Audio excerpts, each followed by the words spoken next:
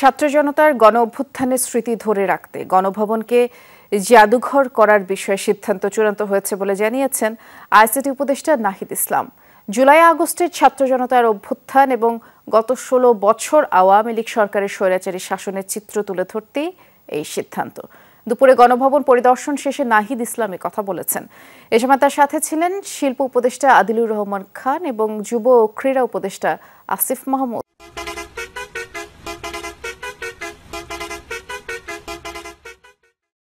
উপদেষ্টা নাহিদ জানিয়েছেন, গণভবন যেমন আছে তেমন রেখেই জাদুঘরের রূপ দেওয়ার চেষ্টা করা হবে। নতুন করে যুক্ত হবে জুলাই অভ্যুত্থানের শহীদদের তালিকা এবং আওয়ামী লীগের শাসনামলে গুম খুন নির্যাতনের শিকার মানুষদের নাম।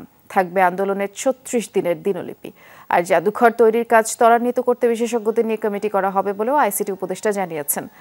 আগামীকালের মধ্যে স্থপতি ও জাদুঘর বিশেষজ্ঞদের নিয়ে এই কমিটি গঠনের কথা উল্লেখ করে উপদেষ্টারা জানিয়েছেন, যত দ্রুত সম্ভব জাদুঘর জনগণের জন্য উন্মুক্ত করা হবে।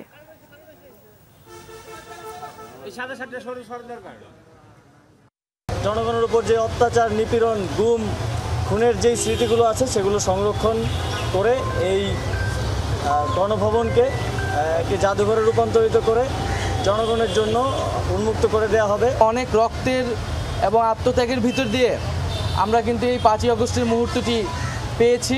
জনগণের বিজয়কে ধারণ করে রাখার উদ্দেশ্যেই এই গণভবনকে জাদুঘরে পরিণত করা হবে। আমরা বারে বারে বলেছি, আমাদের প্রতি যে আচরণ করা হয়েছিল ফ্যাসিবাদী শাসকের পক্ষ থেকে, আমরা কোনোভাবেই সেই ধরনের আচরণ যেন কারো প্রতি না হয় সেটা এনশিওর করব।